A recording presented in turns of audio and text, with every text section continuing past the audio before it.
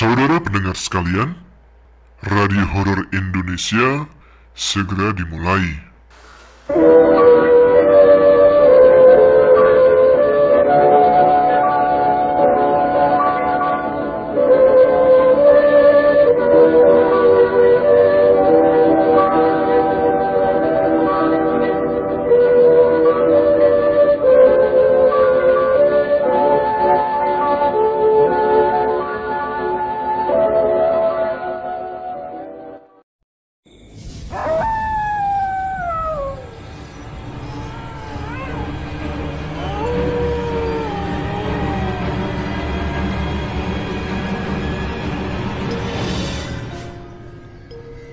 Assalamualaikum warahmatullahi wabarakatuh.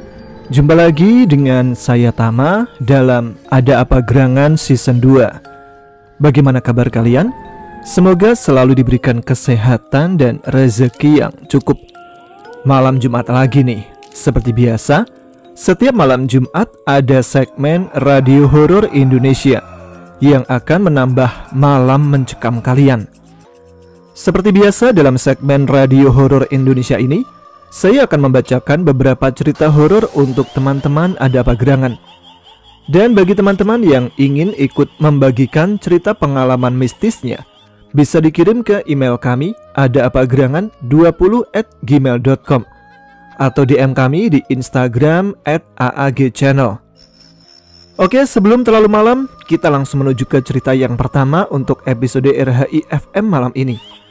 Kali ini ada sebuah cerita tentang santet pring sedapur. Tampaknya perubahan zaman tidak berpengaruh dengan praktek ilmu hitam satu ini. Orang-orang Indonesia masih sangat akrab dengan hal yang dinamakan santet, sebagai hal yang dianggap jalan pintas menyelesaikan sakit hati. Nah, seperti apa cerita kali ini? Langsung yuk kita dengarkan ceritanya mulai dari sini.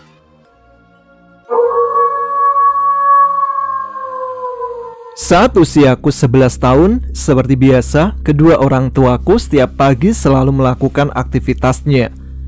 Ibuku bekerja di suatu perusahaan, sedangkan ayahku menjadi pelayan restoran di salah satu masakan Padang.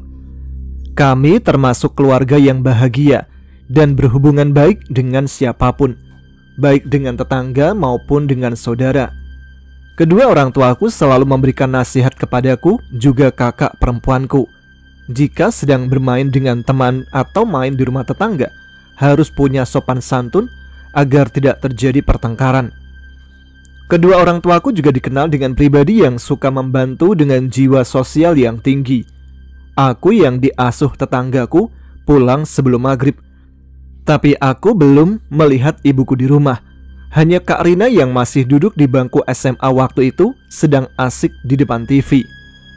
Ibuku yang biasa pulang pukul 5 sore, sepertinya ada pekerjaan lain. Tidak ada tanda-tanda dia akan pulang. Sementara ayahku biasanya pulang pukul 8 malam, selisih 3 jam dari ibuku. "Dek, sini loh, paling sebentar lagi pulang kok," panggil Kak Rina. Tidak lama kemudian terdengar suara pagar besi rumahku ada yang menggeser, seolah ada yang berusaha membuka pagar. Aku segera beranjak lari keluar dan benar saja, terlihat ibu sudah masuk dengan menenteng tas plastik di tangan kanannya. Jajanan yang selalu dibawa ibu untukku dan Kak Rina. Aku mendekat lalu mencium telapak tangannya. Kebiasaan yang diterapkan dalam keluargaku dan selalu aku lakukan. Tapi aku merasa aneh. Mendadak ada aroma bunga yang semerbak. Bau bunga itu tercium sangat menusuk seperti berasa di pemakaman. Ibuku yang juga mencium aroma tersebut langsung mengecek ke depan rumah. Lalu dia melihat kondisi selokan yang ada di depan karena dari sanalah muncul aroma bunga tersebut. Seketika ibuku terlihat terkejut. Kemudian ibuku menarik tanganku saat aku hendak menengok dan bergegas masuk ke dalam rumah. "Pertanda opo iki Gusti? Kenapa ada kembang boreh di depan rumah?" gumam ibuku sambil menaruh kantong kresek di meja. Tampak ada kecemasan di raut wajahnya. Aku yang masih penasaran dengan aroma bunga kembali mengecek ke depan rumah, di mana saat itu ibuku sedang memasak untuk makan malam. sedang kakakku masih belajar di kamarnya. Aku keluar rumah lalu berjalan menuju pagar. Dan betapa terkejutnya aku saat Pangih, salah satu teman bermainku, tiba-tiba ada di depan pagar. Aku mencoba menyapanya, tapi Pangih hanya terdiam dan anehnya dia menunjuk ke arah kanan rumahku. Aku berpikir kalau dia mengajakku ke rumah Fadil yang berada di sana. Akhirnya aku keluar pagar lalu mengikutinya. Perasaanku semakin aneh saat Pangih terdiam dengan tatapan mata yang kosong. Dan aku terus mengikutinya dari belakang.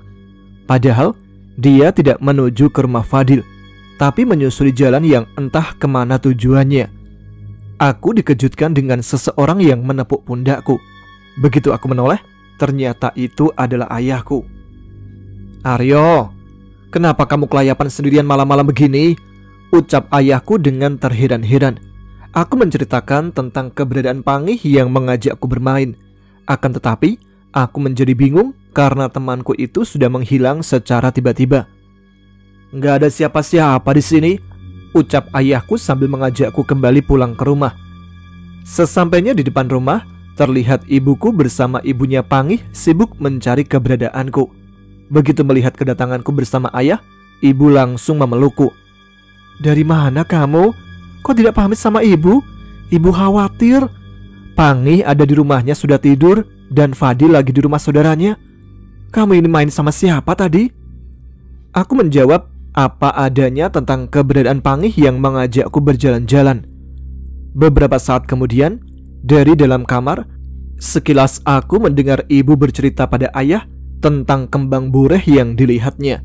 Tapi ayahku tidak menanggapi dengan serius. "Mungkin itu hanya kembang yang hanyut, terus berhenti di selokan sini. Sudah, gak usah dipikirkan dan jangan berpikir yang aneh-aneh," ucap ayahku pada ibu. Sepertinya ada kecemasan yang diungkapkan ibu, tapi perbincangan mereka aku acuhkan. Aku lebih memilih tidur dengan rasa kantuk yang sangat. Menjelang tengah malam aku terjaga. Tenggorokanku sangat kering seperti gejala akan batuk dan pilek.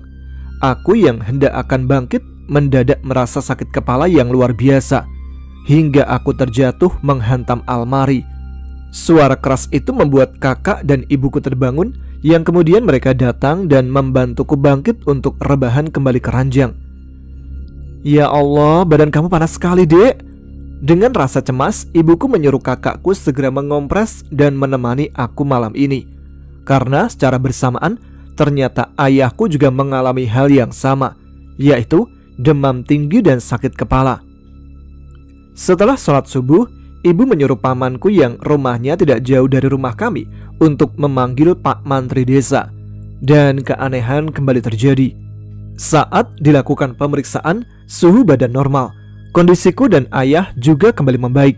Tidak ada indikasi demam atau semacamnya. Kami dinyatakan sehat. Meskipun begitu, Pak Mantri Desa tetap memberikan obat untuk berjaga-jaga. Beberapa saat kemudian, setelah Pak Mantri Desa pulang, tiba-tiba saja perutku mulai merasa sakit. Hal itu juga terjadi pada ayahku.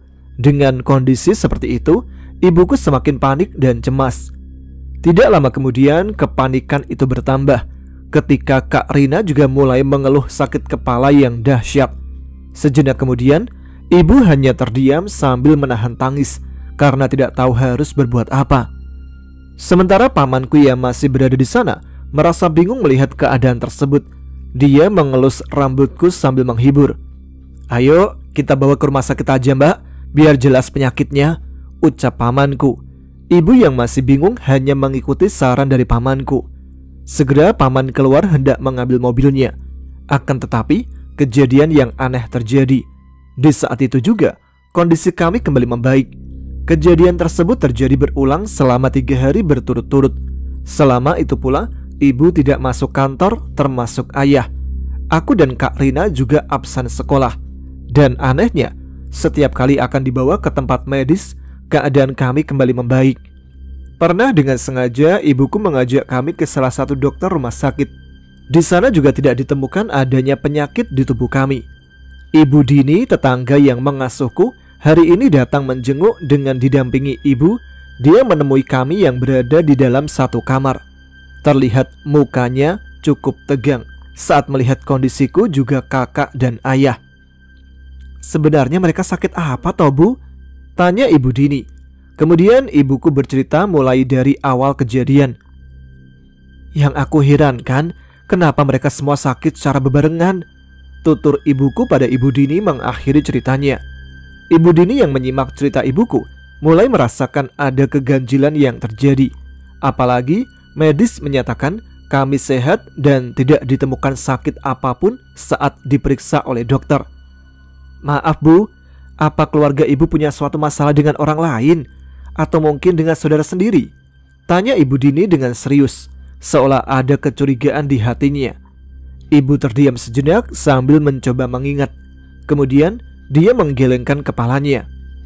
"Saya rasa hubungan keluarga kami baik-baik saja dengan siapapun dan tidak punya masalah apapun," ucap ibuku menjelaskan. Kemudian di tengah pembicaraan itu tiba-tiba ayahku berteriak, "Pergi! Jangan ganggu aku! Jangan ganggu aku dan anak-anakku!" Matanya melotot ketakutan sambil melihat langit-langit kamar. Bersama dengan itu mulai tercium bau anyir darah yang sangat menusuk. Aku dan kakakku hanya diam menahan sakit di samping ayah yang meronta, seakan ada yang menindih kakinya dengan kuat. Kami kembali terkejut saat pintu rumah secara tiba-tiba tertutup keras dengan sendirinya. Lalu perlahan-lahan mulai tenang. "Besok pagi biar suamiku yang mengantar ibu untuk cari obat. Sepertinya ada yang tidak wajar terjadi pada keluarga ibu," ucap Ibu Dini kemudian. Ibu Dini kemudian menceritakan tentang seorang kiai yang pernah menyembuhkan ayahnya dari kiriman gaib saat masih tinggal di desa sebelah. Santet itu mampu hilang dalam waktu 3 hari ketika ditangani oleh kiai tersebut. Padahal seminggu sebelumnya sudah ditangani beberapa dokter, juga orang pintar, tapi tidak tampak tanda kesembuhan.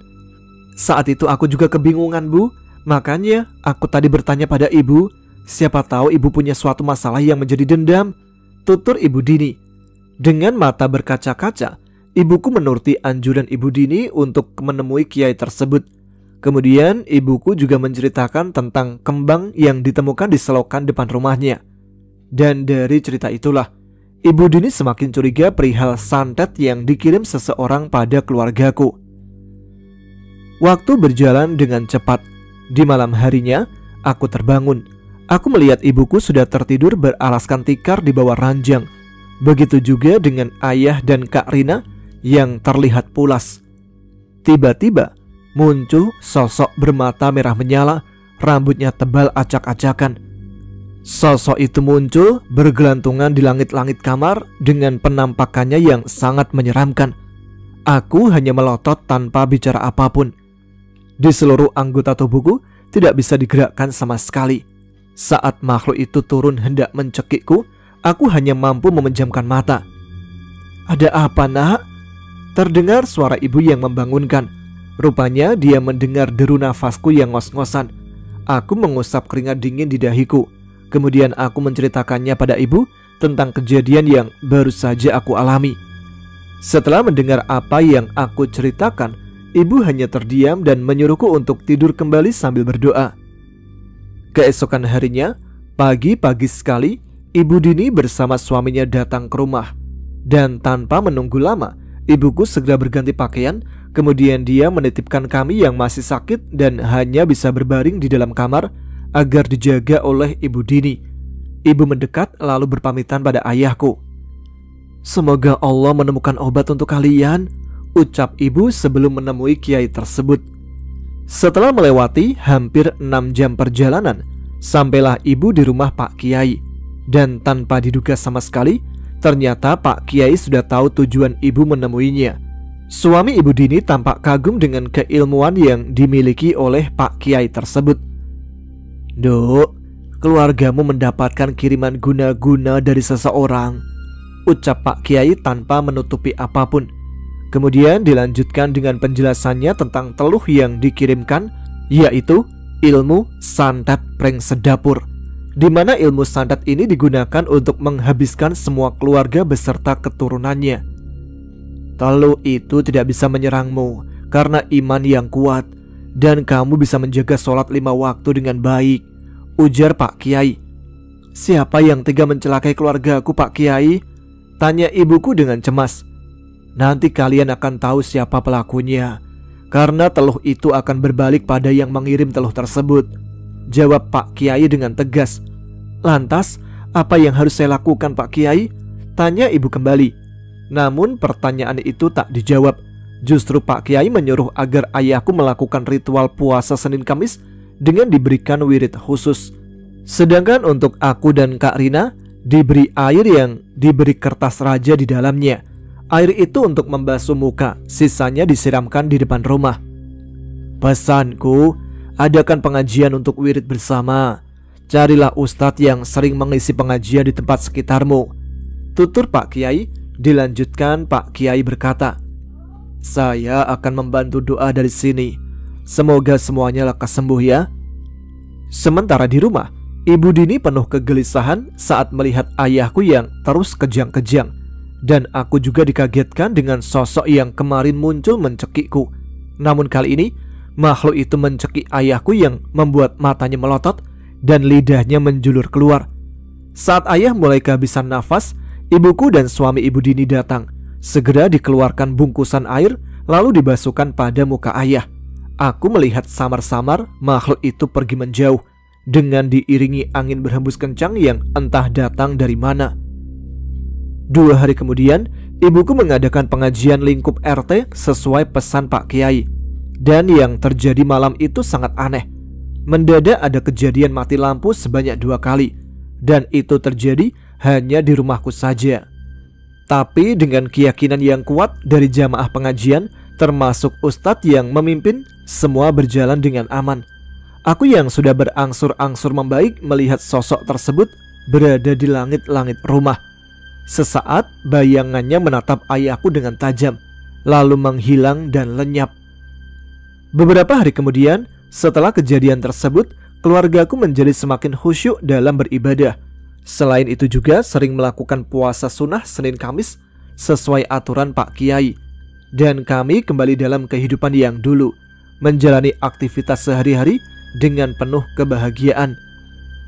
Di sisi lain, kami mendapat kabar bahwa anak dari adik nenekku ada yang sakit. Dia adalah Om Alip yang tinggal di lain kabupaten. Om Alip merupakan satu-satunya keluarga ibuku yang tidak pernah mau berkunjung ke rumah. Yang ternyata dulu dia pernah bersaing dalam mendapatkan pekerjaan dengan ibuku. Dan persaingan itu membuatnya gagal. Akan tetapi kami tidak mau berpikir macam-macam atas keadaan yang menimpanya. Sekitar pukul 10, keluargaku sampai di rumah Om Alip untuk menjenguk. Sebelumnya dia berada di rumah sakit selama 4 hari. Karena keadaannya sudah membaik, maka dia diperbolehkan untuk pulang. Dan begitu sampai rumah, kondisinya kembali drop. Namun kali ini dia tidak mau diajak kembali ke rumah sakit. Aku yang melihat lidah Om Alip menjulur dengan mata melotot, persis seperti yang terjadi pada ayahku. Sementara kakinya lumpuh dan sesekali terdengar dia berteriak keras. Melihat kejadian yang menimpa Om Alip, ibu merasa bingung. Dia teringat akan ucapan Pak Kiai tentang orang yang telah membuat keluarganya celaka. Akan tetapi hanya Tuhan yang Maha Tahu. Sampai saat ini ibuku hanya terdiam, tidak menceritakan tentang kejadian buruk yang menimpa keluargaku. Dan juga tidak ada pengakuan atau penjelasan dari keluarga Om Alip. Yang penting sekarang ini adalah keluargaku sampai saat ini masih hidup normal dan bisa menjalani kehidupan dengan lebih baik, penuh dengan kebahagiaan. Namun berbeda dengan keluarga Om Alip, di mana dalam satu keluarga meninggal hampir bersamaan. Itulah yang membuat aku yakin bahwa pelakunya saat itu merupakan Om Alip yang akhirnya mendapatkan balasan dari apa yang telah dilakukannya.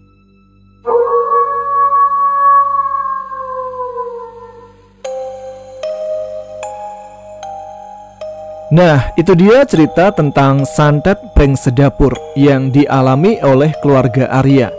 Namun yang namanya perbuatan buruk akan kembali pada yang menebarnya, baik itu secara kontan maupun secara tidak langsung. Oke, setelah cerita tentang santet, kali ini kita lanjut dengan sebuah cerita pesugihan. Memang ada saja cara dari setan untuk menjebak manusia agar bersekutu dengan dia dan menduakan Tuhan yang Maha Esa. Dan kali ini dengan pesugihan. Langsung saja kita simak ceritanya mulai dari sini. Nilam berjalan dengan santai sambil menghirup udara pagi. Kicauan burung mengiringi langkahnya. Nilam merupakan seorang bidan yang ditugaskan di suatu desa yang terpencil. Nilam yang hampir 7 bulan berada di sana tinggal sendirian di rumah dinas yang sudah disediakan oleh desa. Sebenarnya ada niat untuk menyewa rumah yang dekat dengan tempatnya bekerja agar bisa berkumpul dengan suaminya. Tapi hal itu belum terwujud karena suaminya yang bekerja sebagai pegawai swasta belum bisa pindah tugas di desa tersebut. Pagi ini Nilam berkeliling desa untuk memastikan kondisi para ibu dan juga bayi mereka selalu dalam keadaan baik dan juga sehat. Pemantauan itu selalu dia lakukan agar tidak terjadi hal buruk yang menimpa pada ibu dan bayinya. Setelah selesai dengan pemantauan, dia langsung pergi ke puskesmas kecamatan karena hari ini dia mendapatkan tugas piket siang. Selain ikut membantu persalinan, dia juga ikut mendata beberapa wilayah yang rentan dengan kematian ibu melahirkan. Para warga dari beberapa desa tersebut masih belum sadar tentang pentingnya pemeriksaan diri bagi ibu hamil. Mereka belum tahu betapa sangat berbahayanya bagi nyawa sang ibu maupun jabang bayi. Mereka pun masih mengandalkan dukun bayi sebagai tempat memeriksakan diri, juga sebagai pembantu persalinan. Cuaca berubah mendung saat Nilam hendak pulang. Di sela perbincangan dengan bidan lain yang mendapat piket malam, dia mulai membereskan semua barangnya. Beberapa tablet obat dan pakaian ganti dimasukkan ke dalam tas dengan tergesa-gesa. Dia takut jika hujan segera turun. Setelah selesai, dia pun berpamitan dan langsung keluar melaju bersama ojek langganannya. Begitu sudah sampai rumah dinasnya, gerimis pun turun. Dia tersenyum saat melihat Agung, suaminya yang sudah berada di teras rumah dinasnya. "Kapan datang, Mas?" tanya Nilam saat mengeluarkan kunci dan membuka pintu rumahnya. "Baru saja sampai kok, Dek," jawab Agung singkat, yang kemudian bangkit dan masuk ke dalam rumah menyusul sang istri. Pasangan yang menikah hampir 6 tahun itu sampai sekarang belum dikaruniai seorang anak. Akan tetapi, kesetiaan yang tertanam di hati mereka membuat mereka tetap sabar menanti datangnya sang buah hati. Nila menutup kembali pintu rumah, kemudian dibuatkan suaminya teh manis dan juga makanan ringan. Lalu disuruhnya sang suami untuk beristirahat. "Nanti nginep di sini atau langsung pulang, Mas?" tanya Nilam yang bersiap untuk membersihkan badannya setelah seharian bekerja. "Besok pagi saja, Dek, aku pulangnya. Lagian juga sedang hujan," jawab Agung pada sang istri. Hujan turun semakin deras. Nila menyiapkan hidangan untuk makan malam sang suami. Setelah selesai, dia duduk di samping suaminya sambil mengambilkan makan. "Ada hal penting apa, Mas? Kok datang gak memberi kabar lebih dulu?" Nila bertanya perihal kedatangan sang suami yang secara tiba-tiba. Agung tersenyum, kemudian dia mulai menceritakan tentang tujuannya. Agung bercerita bahwa siang tadi secara kebetulan bertemu dengan Heru, teman semasa SMP dulu. Agung menceritakan tentang perkawinannya yang belum juga dikaruniai keturunan, hingga Heru berniat untuk memberikan bayi keempatnya pada Agung. Hal ini dilakukan karena sang istri tidak menginginkan bayi tersebut. Dulu saat masih dalam kandungan, sang istri sudah berencana menggugurkannya. Akan tetapi, Heru mencegah hal itu terjadi karena dia takut jika terjadi sesuatu hal buruk yang menimpa pada sang istri. "Kamu setuju nggak kalau kita mengambilnya sebagai anak angkat?" tanya Agung pada istrinya. Belum sempat Nila menjawab, tiba-tiba terdengar ada suara yang mengetuk pintu berulang-ulang. Segera dia bergegas keluar untuk membuka pintu. Saat pintu dibuka, dia terkejut ketika melihat ada seorang lelaki seumuran dengan sang suami basah kuyup. Dengan penuh kepanikan, lelaki itu menceritakan bahwa istrinya akan melahirkan. "Mengapa tidak dibawa ke sini, Pak, istrinya?" tanya Nilam. Lelaki tersebut beralasan bahwa sang istri sudah tidak kuat naik motor dan juga dalam keadaan hujan. Sebagai seorang tenaga kesehatan, naluri Nilam untuk menolong langsung muncul. Kemudian Nilam mempersilahkan lelaki itu masuk ke rumah untuk menunggunya mempersiapkan semua peralatan yang dibutuhkan.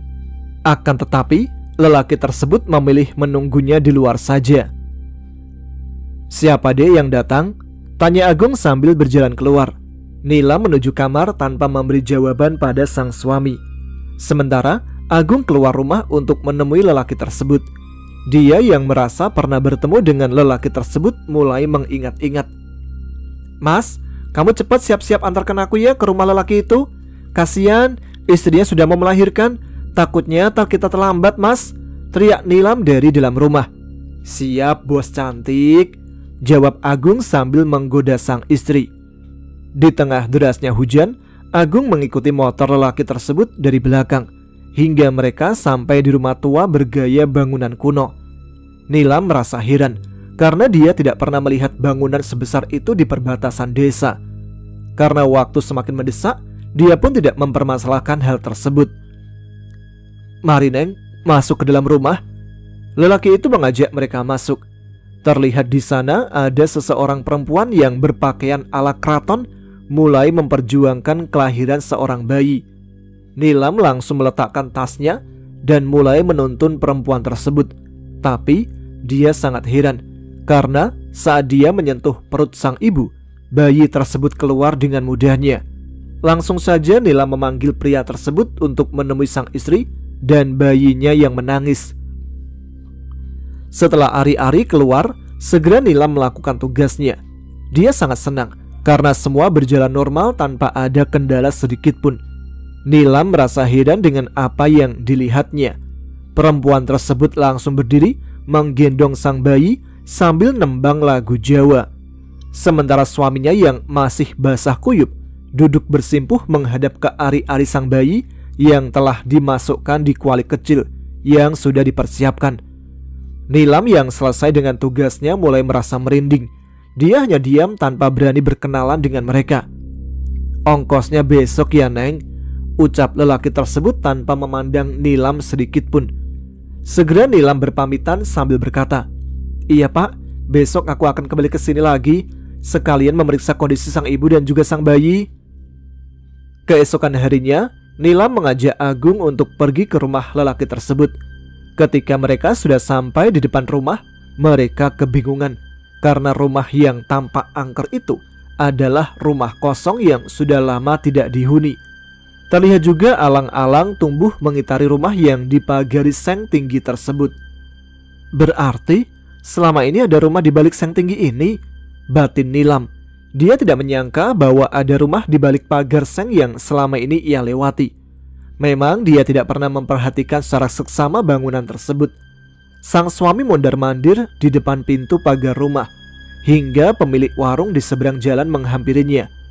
Orang itu bercerita kalau rumah tersebut ditinggal pemiliknya merantau dan dia yang ditugaskan untuk menjaga rumah itu. Wajah Nilam tampak tegang. Dia merasa ngeri dengan kejadian yang menimpanya. Agung kemudian menceritakan tentang kejadian yang dialaminya semalam. "Selama ini gak pernah ada kejadian ganjil di rumah itu. Setiap sore aku yang menyalakan lampunya," ucap pemilik warung pada pasangan suami istri itu. Kemudian pria tersebut membuka pintu pagar dan mengajak Agung serta Nilam untuk masuk ke dalam rumah tersebut. Perasaan Nilam masih tak karuan saat membayangkan kejadian semalam. Jantungnya berdetak kencang di samping Agung yang memegang erat tangannya. Ketika pintu dibuka, mereka terperangah melihat keadaan rumah yang penuh dengan sarang laba-laba. Di tengah rasa kaget itu, mereka dikejutkan dengan tangisan bayi dari dalam. Mereka pun menuju ke sana dan mengambil bayi yang berada dalam balutan jari. Si pemilik warung merasa keheranan dengan kejadian itu. Dia bercerita bahwa beberapa tahun yang lalu rumah tersebut disewa seorang lelaki kantoran. Seringkali dia melihat lelaki itu membawa perempuan yang terlihat akrab seperti istrinya. Tapi sekitar setahun yang lalu, kabarnya lelaki tersebut meninggal tanpa sebab. Dan mulai saat itu juga rumah ini kembali kosong, ucap pemilik warung di akhir ceritanya. Kemudian bayi tersebut dibawa Nilam dan dijadikan anak angkatnya. Sementara Agung baru teringat bahwa lelaki yang datang malam itu adalah Harso, teman Heru. Sekitar 2 tahun yang lalu, dia sering bertemu dengan lelaki itu bersama Heru. Mereka bertemu dalam urusan pekerjaan. Agung merasa heran saat melihat kemunculan Harso di rumah kosong tersebut setelah 2 tahun tak bertemu. Malam harinya, Agung mengajak Nilam ke rumah Heru untuk memberitahu mereka bahwa mereka sudah mendapat seorang bayi, sekaligus ingin menumpahkan rasa penasarannya tentang Harso. Tampak Heru sedang bersantai bersama istri dan ketiga anaknya. Tidak tampak ada bayi di sana. Begitu melihat kedatangan Agung, Heru langsung menyuruhnya untuk bergabung. Mereka pun memperkenalkan istri masing-masing. "Kapan anak kamu lahir, Gung? Kok nggak kasih kabar kalau istri kamu mau melahirkan?" tanya Heru saat melihat Nilam menggendong seorang bayi. Agung hanya tersenyum tanpa menjawab pertanyaan Heru. Segera Heru menyuruh anak-anaknya untuk tidur di kamar. Istrinya pun segera pamit menuju kamar mengikuti mereka. Agung mulai membuka perbincangan dengan menanyakan keberadaan Harso. Sejenak Heru terdiam sambil menoleh ke arah kamar di mana sang istri dan anak-anaknya masuk ke kamar tadi. Seolah Heru khawatir jika istrinya mendengar perbincangan mereka berdua. Lalu Heru mulai menceritakan tentang Harso. Setelah bertemu dengan Agung saat itu, seminggu kemudian Harso dipecat dari kantor karena ketahuan korupsi. Tidak lama kemudian, dia menyewa sebuah rumah di perkampungan karena semua asetnya diambil alih kantor. Harso yang gagal setiap kali melamar pekerjaan akhirnya melakukan hal buruk, yaitu mencari pesugihan, hingga dia berniat memanfaatkan istri Heru yang memang sudah cukup dekat dengannya. Harso membawa istri Heru untuk melakukan pesugihan.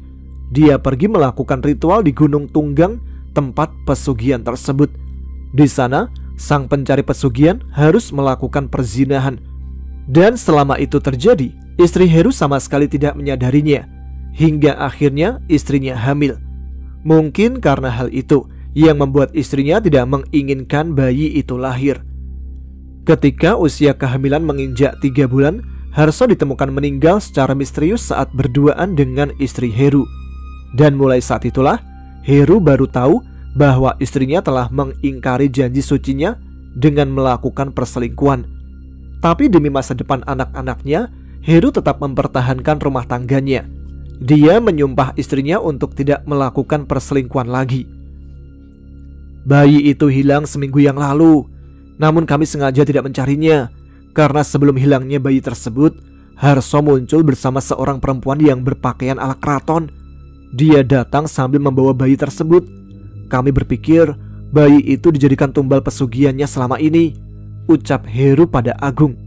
Nilam sedikit gemetar mendengar cerita tersebut. Agung menarik nafas panjang. Kemudian ganti dia yang mulai bercerita.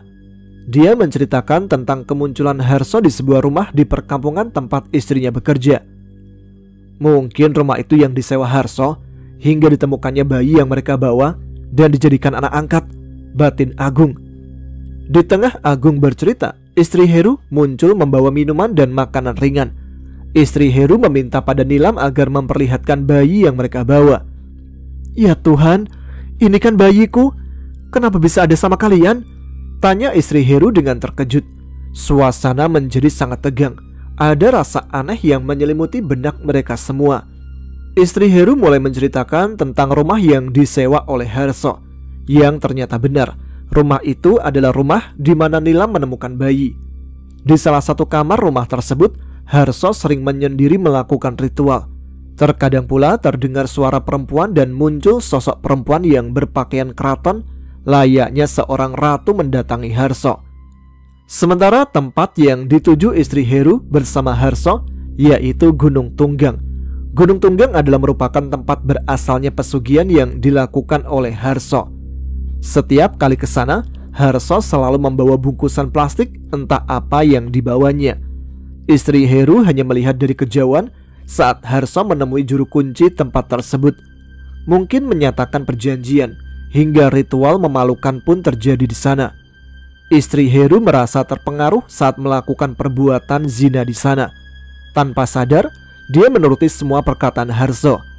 Istri Heru juga mengatakan Di sana juga ada beberapa pasangan yang tanpa ada rasa malu melakukan persetubuhan secara bersamaan di gelapnya malam. Mereka semua merupakan pasangan yang bukan suami istri dan melakukan hal itu di tempat terbuka, termasuk dirinya yang terbawa hasutan setan saat itu.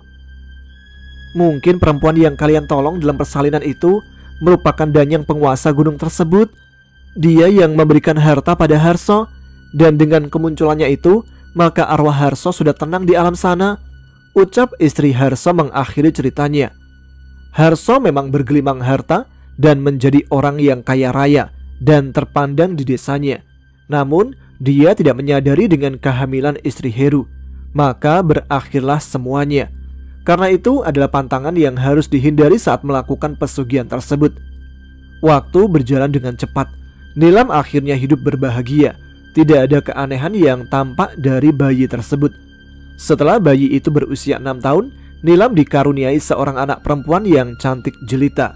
Kemudian Nilam membuka praktek pengobatan umum yang sangat ramai pasiennya.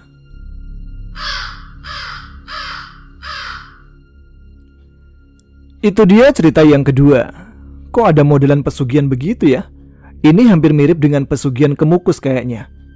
Ya sudah, kita menuju langsung ke cerita yang ketiga dan yang terakhir untuk malam ini.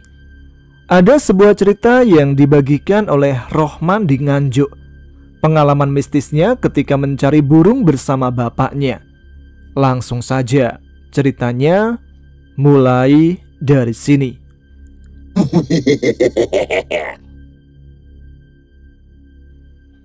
Kalau tidak salah, hari itu hari malam Selasa Legi. Pagi itu aku berada di teras rumah sedang ngelap motor kesayangan. Tiba-tiba bapak berbicara.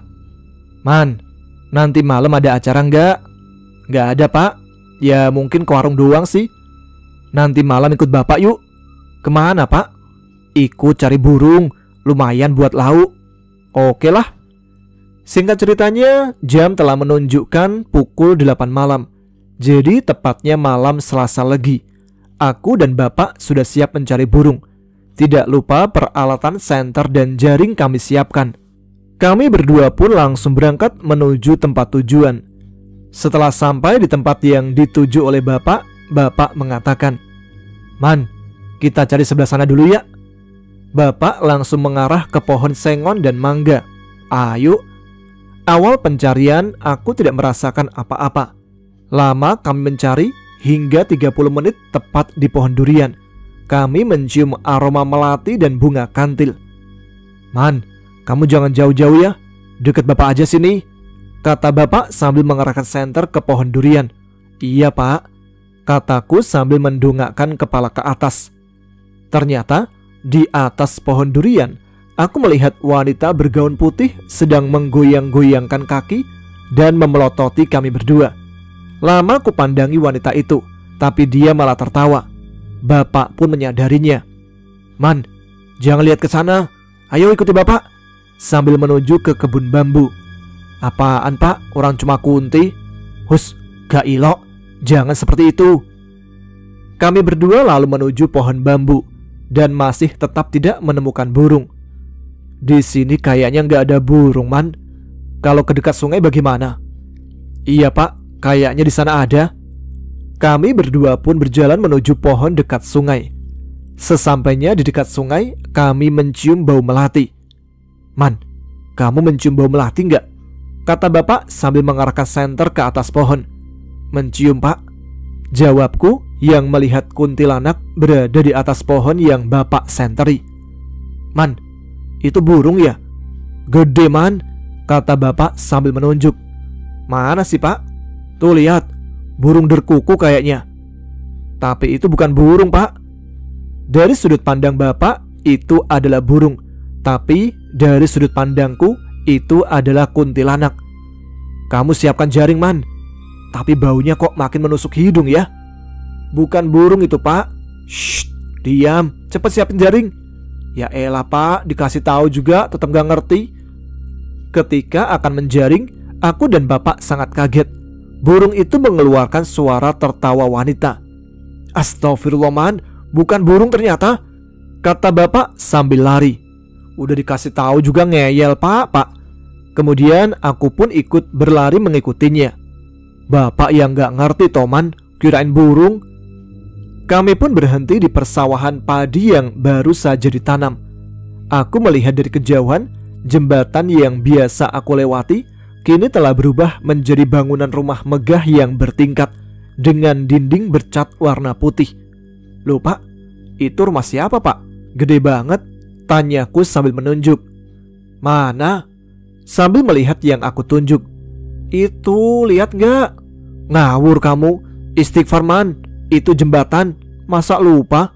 Astagfirullah, ucapku sambil mengusap wajah. Iya bener jembatan Pak.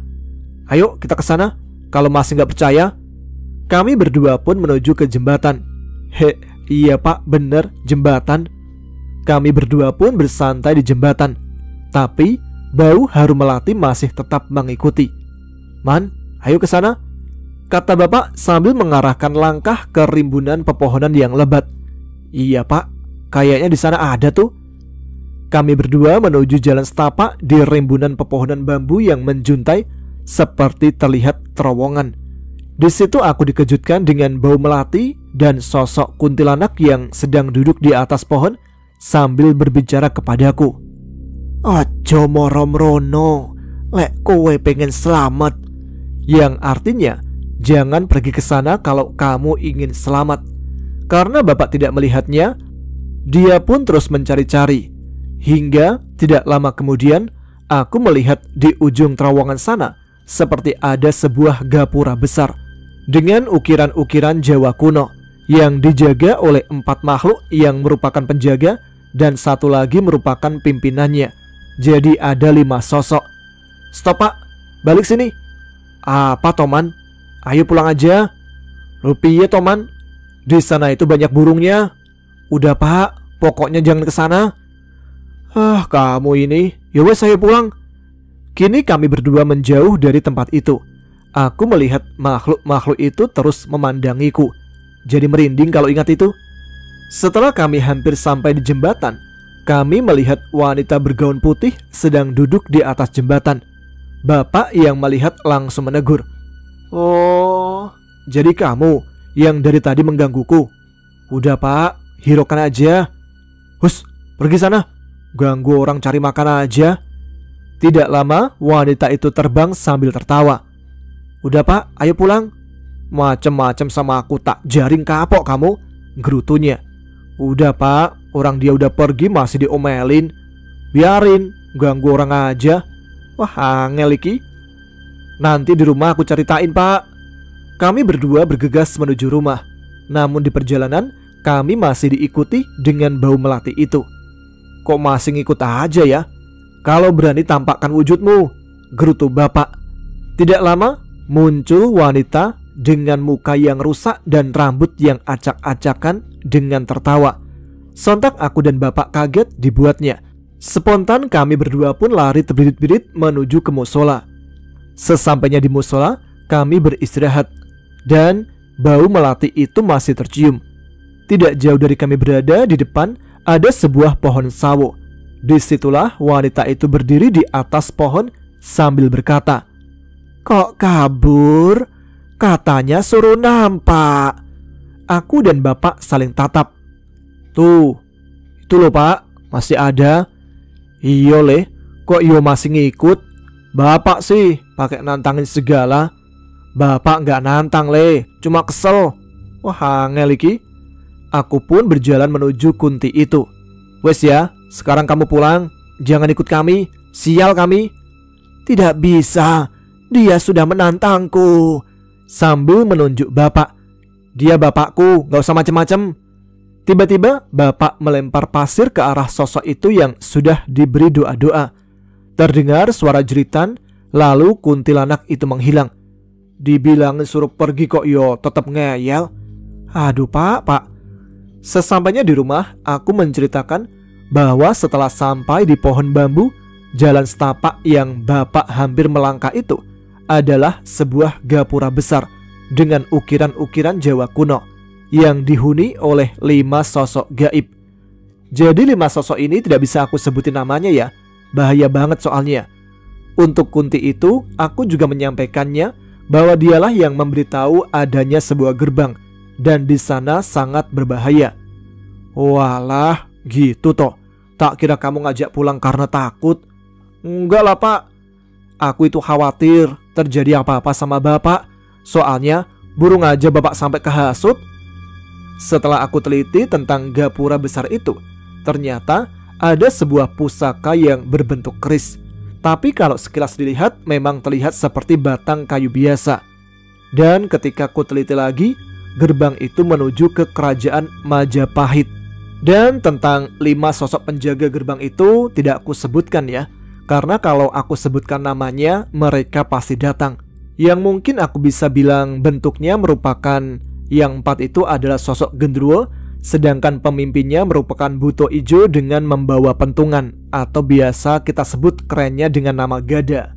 Nah itu dia ceritaku untuk kali ini. Terima kasih untuk Mas Tama dan terima kasih untuk teman-teman semua yang masih mau mendengarkan ceritaku. Sekian, terima kasih. Wassalamualaikum warahmatullahi wabarakatuh.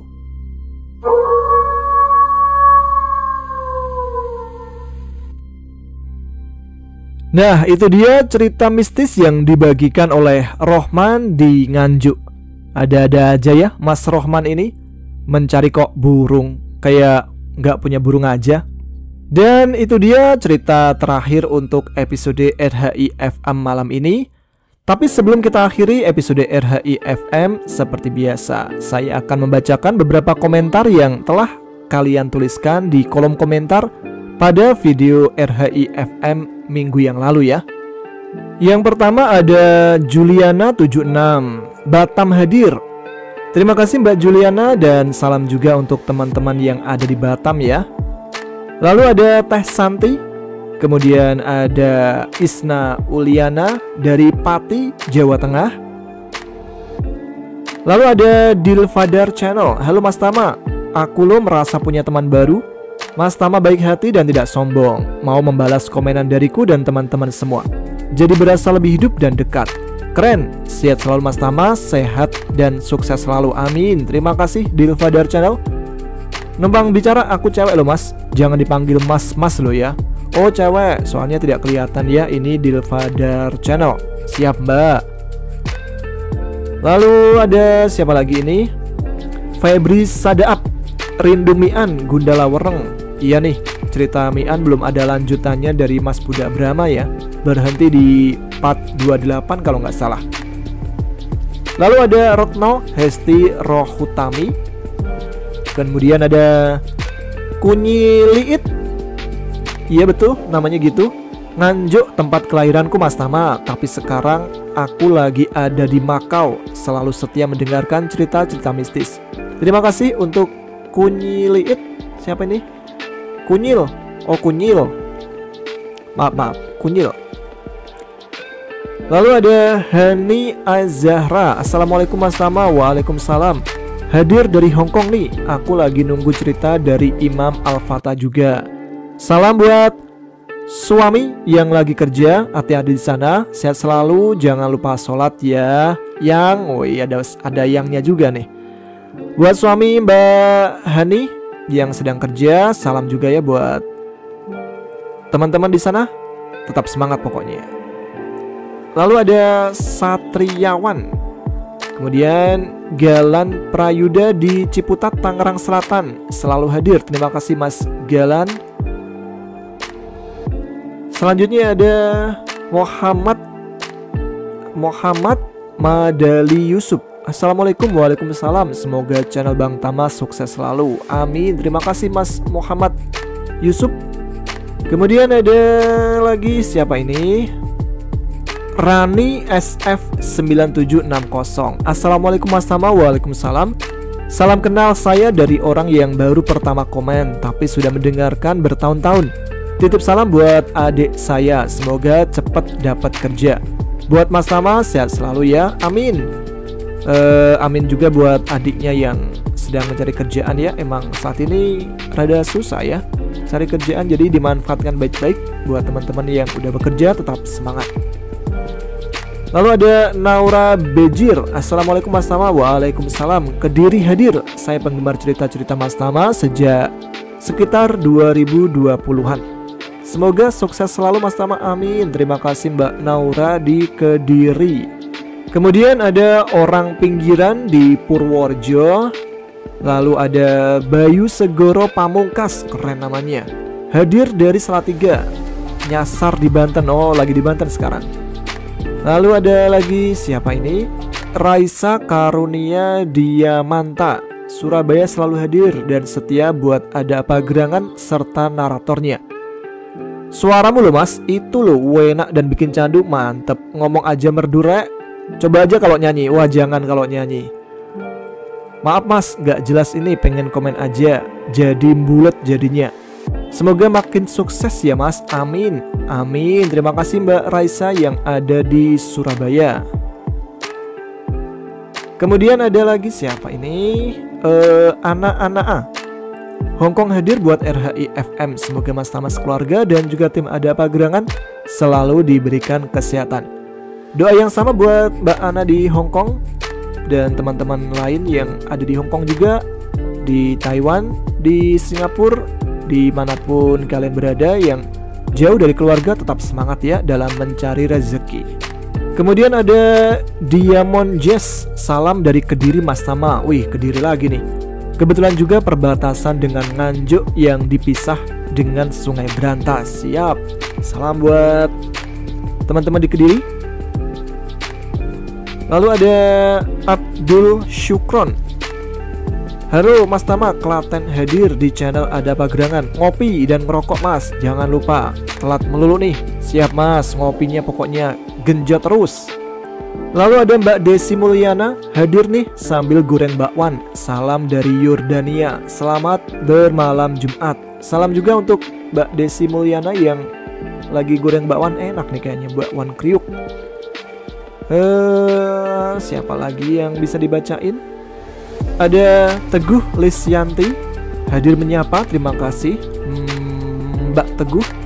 Lalu ada Wulan Nur Juli 4033. Indramayu hadir Kang Tama.